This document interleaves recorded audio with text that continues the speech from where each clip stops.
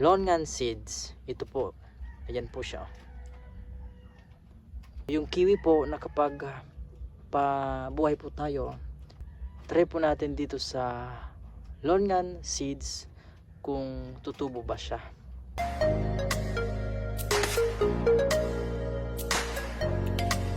Mapagpalang araw po mga ka-backyard, welcome sa isa na namang episode ng Backyard Farming. Ngayon po magtatanim po tayo ng longan seeds. Ito po, ayan po siya.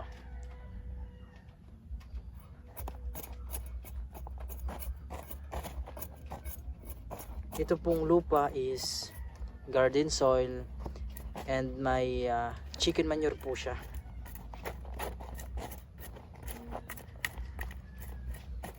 Try po natin ito kung makakapagpabuhay po tayo, dahil ayan po, naglabas na po siya ng ayan, yung ugat po. Magsisimula na po siyang magugat. Ayan, yung iba po, ayan.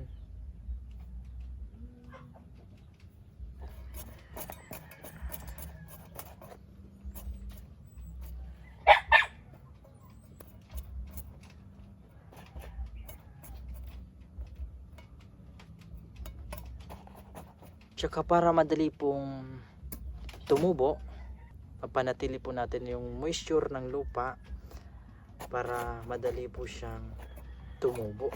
Ayan, ganyan lang po mga ka-backyard.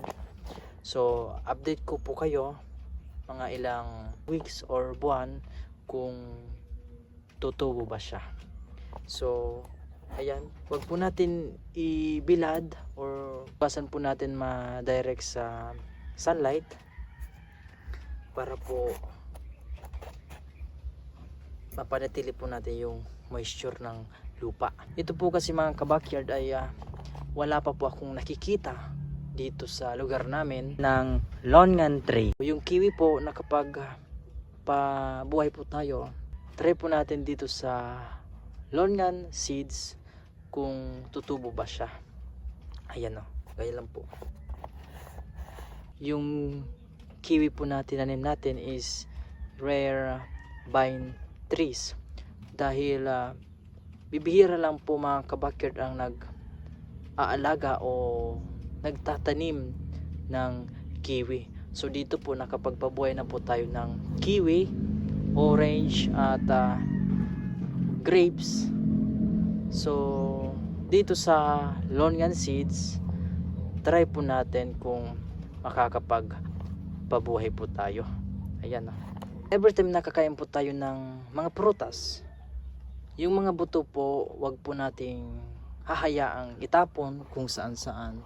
Bagkus i-adapt po natin sa sarili natin na pagkatapos natin kumain ng mga prutas, yung mga buto po is itanim natin. Nang sa ganun po ay pagdating ng panahon, makakapag-harvest po tayo ng mga prutas para di na po tayo bumili. Dahil kung pwede namang mabuhay dito sa atin, bakit di natin subukan? Dahil sa mahal ng bilihin, yung mga prutas na yan mga ka-backyard, nagmamahala na po.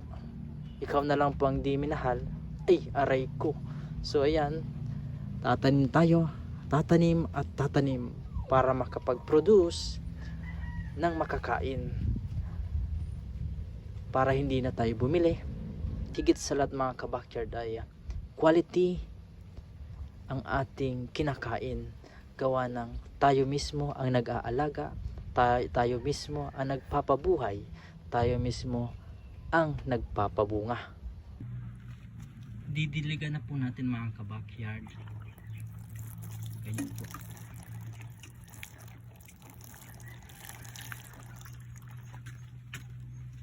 At ilalagay na po natin doon sa ating ginawang, ayan, yung patungan po ng ating mga tinanim ng mga stevia, grapes, yung mga pinula po nating sili. Ayan, nandito po yung dalandan, ayan po yung lukban po natin, lukban seeds.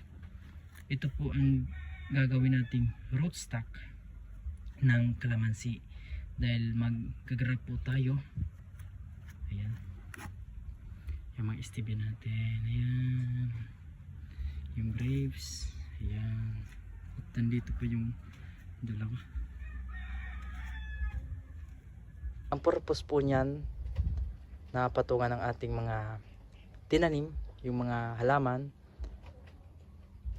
ay para di po tukain ng mga manok. Dahil kung nakalagay lang po sa lupa, gagaya po niya, no, nakalapag sa lupa, maaari pong tukain ng ating mga alaga. At saka yung mga buto po, maaari po nilang tukain.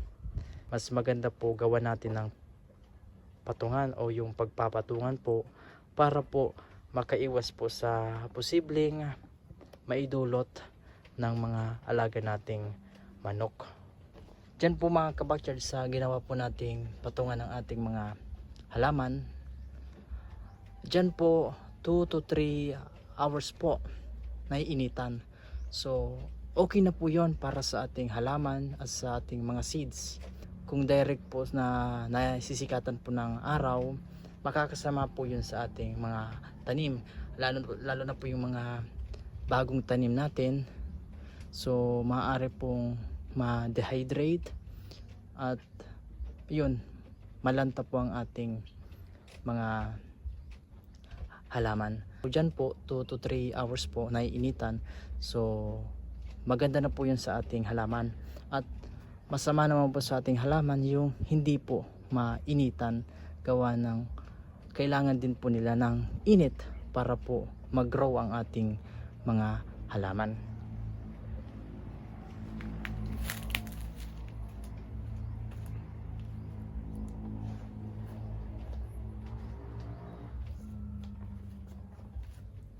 Ito po yung ating dalandan. Ayan, ang ginamit po natin dito na lupa, garden soil and chicken manure. Ayan, kaya maganda po, magandang patubuan or maganda dito patubo ang mga seeds.